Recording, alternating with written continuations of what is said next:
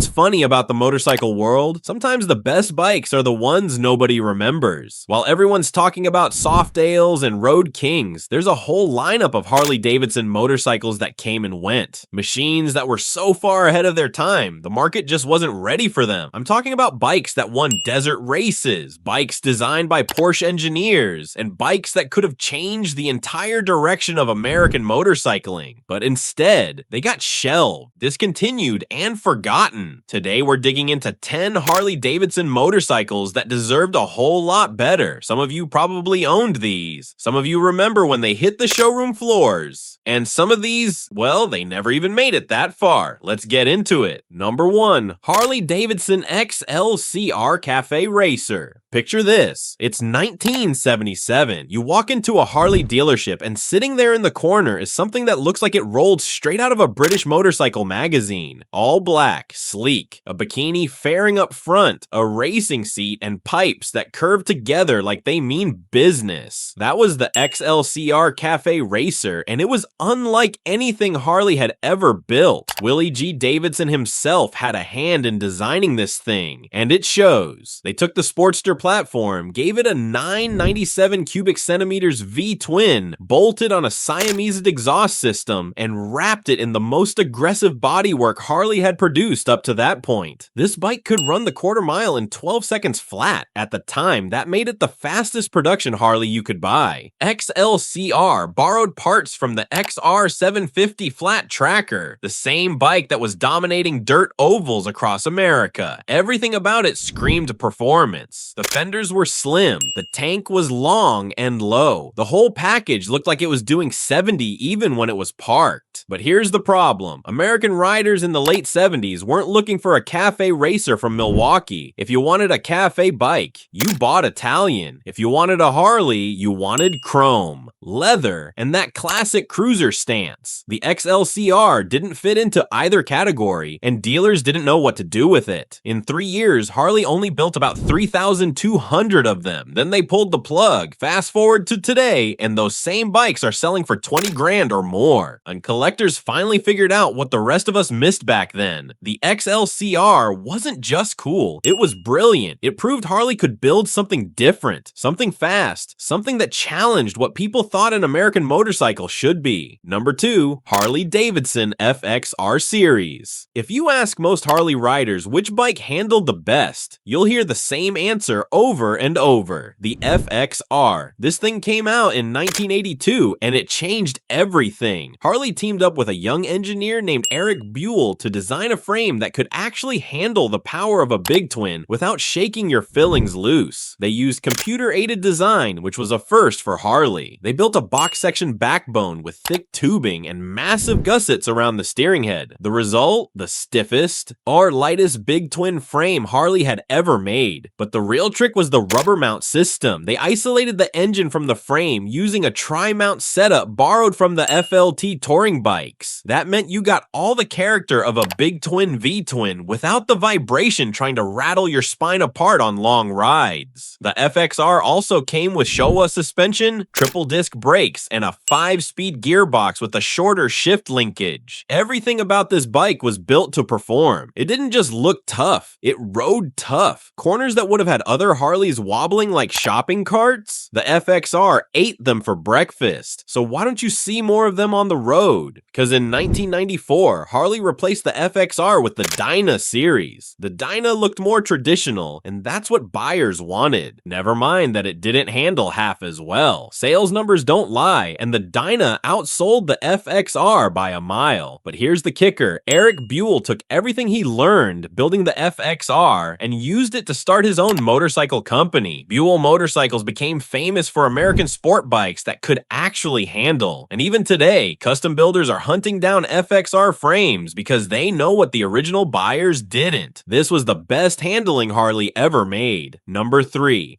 Harley-Davidson Dyna Switchback. You ever wish you could have two bikes in one? That's exactly what the Dyna Switchback delivered. This thing showed up in 2012, and the concept was simple. Take a Dyna, give it a quick release windshield and a pair of hard saddlebags, and let the rider swap between cruiser mode and touring mode in under 30 seconds. No tools, no hassle. Just pop the bags off, pull the windshield, and you've got a clean, stripped down cruiser ready to carve corners. Under the seat was the twin cam 103 engine putting out 100 foot-pounds of torque. Plenty of power for highway cruising or two-up riding. The suspension was firm, the seat height was low at 27.4 inches, and the whole bike weighed 84 pounds less than a Road King. That's a big difference when you're trying to muscle a bike around in a parking lot. They even added a neat trick to the instrumentation. You could toggle the horn button to display your RPM and current gear. Small details. Oh, but it's the kind of thing that shows someone was actually thinking about how riders use their bikes. The Switchback could pull 42 miles per gallon and had a 200-mile range on a single tank. That's touring bike efficiency without the touring bike bulk. So what happened? Same story as always. People who wanted a tourer bought a Road King or a Street Glide. People who wanted a Dyna bought the cheaper models. The Switchback sat in the middle, trying to be practical, and practical doesn't always sell motorcycles. But if you talk to anyone who owned one, they'll tell you it was the Swiss Army knife of Harleys. Versatile, capable,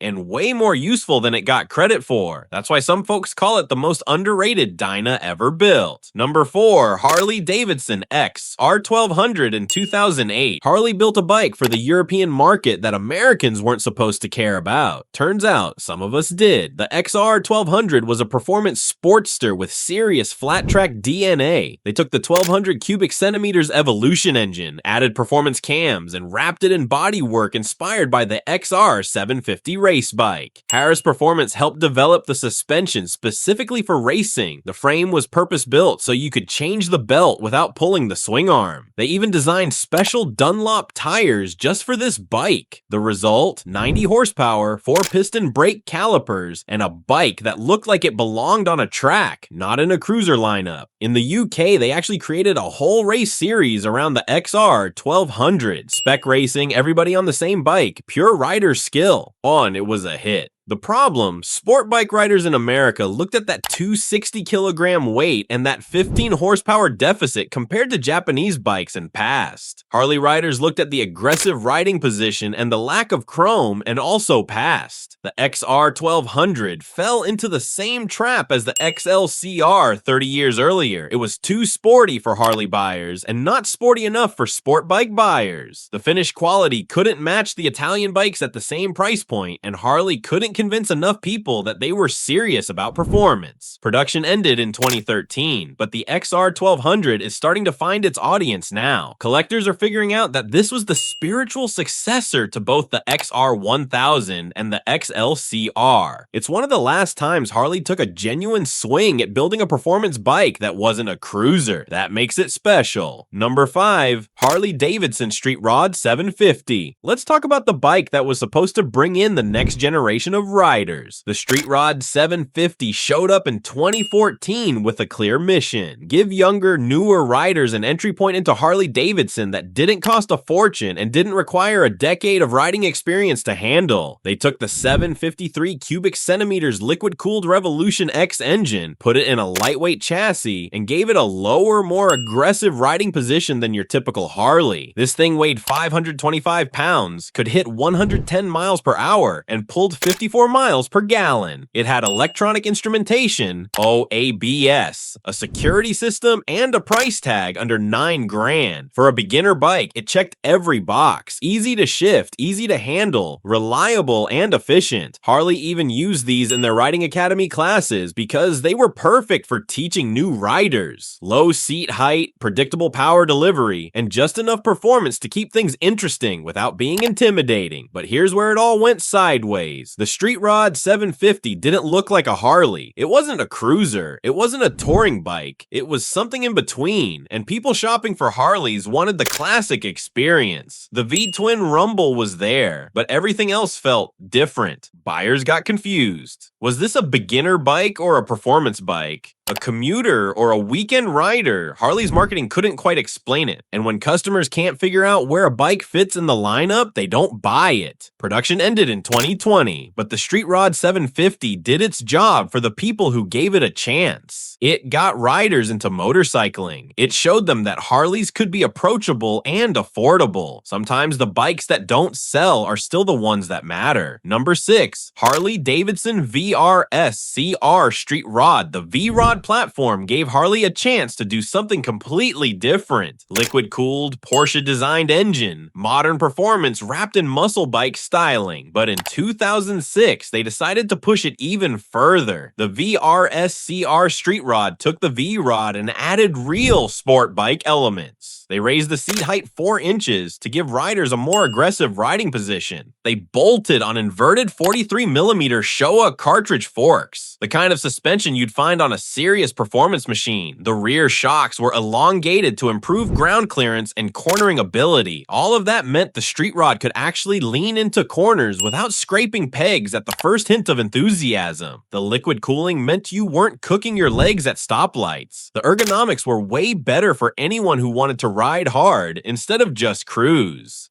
This was the best variant of the V-Rod line. Hands down. It took the Porsche-designed engine and gave it a chassis that could actually use all that power. If you wanted a Harley that could keep up with sport bikes in the canyons, this was your bike. But the V-Rod platform as a whole struggled to find its place in Harley's lineup. Traditional buyers didn't want liquid cooling. Performance buyers didn't think Harley when they thought sport bike. The Street Rod was brilliant, but it was brilliant in a segment that Harley couldn't crack. Still, if you can find one today, grab it. These bikes are finally getting the respect they deserved from the start. Number 7, Harley-Davidson XR1000. Back in 1983, Harley took the XR 750 flat tracker, the bike that was dominating dirt ovals across the country, and tried to make a street version. The result was the XR1000. They started with the Sportster platform and upgraded the engine with racing heads from the XR 750. Individual carburetors for each cylinder. Everything about this bike was designed to make power. On paper, it was a tire-shredding beast. In practice, it could hit 112 miles per hour and make you feel like you were riding something straight off the track. The problem? Price. The XR 1000 cost a lot more than a standard Sportster, and buyers couldn't quite justify the difference. Sure, it was faster. Sure, it had racing pedigree. But for most people shopping for a Sportster, that wasn't worth the premium. Harley only built the XR 1000 for 2 years before pulling the plug, but the bike lived on in memory. When they designed the XR 1225 years later, they were trying to recapture what the XR 1000 started. A Harley with real racing DNA, a bike that could prove Milwaukee knew how to build performance machines. Today, the XR 1000 is a cult item. Collectors hunt them down. Prices keep climbing. It's one of those bikes where everyone who passed on it back then wishes they hadn't. Number 8, Harley-Davidson SX250. Here's something most people don't know. In 1975, Harley-Davidson won the motorcycle class at the Baja 500, and they did it on a bike most Harley fans have never heard of. The SX250 was an enduro bike built by Ermacchi, Harley's Italian partner at the time. It weighed 275 pounds, had oil injection built into the steel backbone tube, and featured a quick disconnect rear wheel for fast tire changes in the desert. This thing was built to compete with Japanese enduros, and for one shining moment, it actually did. That Baja 500 victory in 1975 proved the SX250 could hang with anything on the market. It had the components, the engineering, and the reliability to win one of the toughest off-road races in the world. So why did it fail? Because Harley dealers didn't want to sell dirt bikes. Customers didn't walk into Harley dealerships looking for enduros. They wanted cruisers, touring bikes, and chrome. The SX250 didn't fit that image, and no amount of racing success could change that. Add in some reliability issues, and the fact that Japanese dirt bikes were flooding the market at competitive prices, and the SX250 didn't stand a chance. Production ended in 1978, but for a brief moment, Harley-Davidson proved they could build a competitive off-road bike. It would be decades before they tried again with the Pan America. The SX250 remains a weird, wonderful piece of Harley history that most people forgot about. It's number 9, Harley-Davidson Softail Custom. The Softail Custom doesn't get nearly enough credit. It ran from 1986 all the way to 2010, and for most of that time, it lived in the shadow of the Softail standard. The whole idea behind the Softail Custom was simple: give people the same hidden rear suspension setup that made the Softail famous, but do it in a sleeker, more stripped down package. And here's the kicker: sell it for $1,900 less than the standard. The Custom came with a 1584 cubic centimeters air-cooled V-twin, making over 90 foot-pounds of torque. It could pull 35 miles per gallon and had all the classic Harley character you'd expect. The hidden suspension gave it that hardtail look without beating you to death on rough pavement. So why did it get overlooked? Because the Softail standard had a bigger engine, more power, and that little bit of extra performance justified the higher price for most buyers. The Custom was the practical choice, but when people are buying Harleys, they're not always thinking practically. Still, the Softail Custom spent 24 years in production. That's a long run for a bike that supposedly nobody wanted. The truth is, plenty of riders figured out that you didn't need the biggest engine to enjoy the Softail experience. The Custom gave you everything that mattered at a better price. It's a perfect example of Harley engineering from that era: classic looks, reliable performance, and a bike that did exactly what it promised without any fuss. Number 10, Harley-Davidson Nova Project. Alright, here's the one that got away. The bike that could have changed everything. Between 1976 and 1981, Harley-Davidson spent $10 to $15 million developing a completely new line of motorcycles. They partnered with Porsche to design a family of liquid-cooled engines. Not just one engine, a whole modular system. A V-twin in the 400 to 500 cubic centimeters range. A V4 from 800 to 1,000 cubic centimeters. Even a V6 pushing 1,200 to 1,500 cubic centimeters. All of them shared a 60-degree cylinder angle and a 58mm stroke. Dual overhead cams. Fuel injection. Belt drive. The radiator was tucked under the seat. The fuel tank was under the seat. The whole design was focused on keeping the center of gravity low and the performance high. Harley built 12 running prototypes. Oh, they put the V4 on a dyno and got 80 horsepower out of 800 cubic centimeters. That's 100 horsepower per liter, which was serious performance for the early 80s. They even wind tunnel tested the bodywork to make sure the aerodynamics were right. If this project had gone into production, Harley would have beaten Honda's V4 motorcycles to market by a full year. They would have had a modular engine platform that could compete across multiple segments. It could have completely changed the direction of American motorcycling. So what happened? In 1981, AMF sold Harley-Davidson. The new owners inherited massive debt and had to make a choice. They could fund the Nova project, or they could develop the Evolution engine to save the existing V-twin lineup. They chose the Evolution. It was the right call for survival, but it meant the Nova project died. All those prototypes, all that engineering, all that potential shelved. 20 years later, Harley partnered with Porsche again to build the V-Rod. That liquid-cooled engine in the V-Rod, it came from the same collaboration that started with Nova, so in a way, the Nova project never really died. It just took 2 decades to finally see production. 5 of those original Nova prototypes still exist. 2 of them still run. They're a reminder of what could have been, and proof that Harley was willing to take chances on radical new ideas. So there you have it. 10 Harley-Davidson motorcycles that deserved better. Some were too early, some were too different, and one never even made it out of the prototype stage. But here's the thing, every single one of these bikes taught Harley something. The XLCR showed them that styling could be daring. The FXR proved that handling mattered. The Switchback demonstrated that versatility had value. And the Nova project planted seeds that grew into the V-Rod 2 decades later. The bikes we remember aren't always the best bikes. Sometimes the best ones are the ones that didn't fit, the ones that challenged expectations, the ones that failed commercially but succeeded in every other way that mattered. If you owned any of these, consider consider yourself lucky. You got to ride a piece of Harley history that most people missed the first time around. Thanks for watching. If you've got stories about any of these bikes, drop them in the comments. And if you know someone who needs to hear about these forgotten machines, send them this video. And if you love vintage motorcycles, become part of this wonderful community by hitting the subscribe button, because I bring you classic motorcycles every week.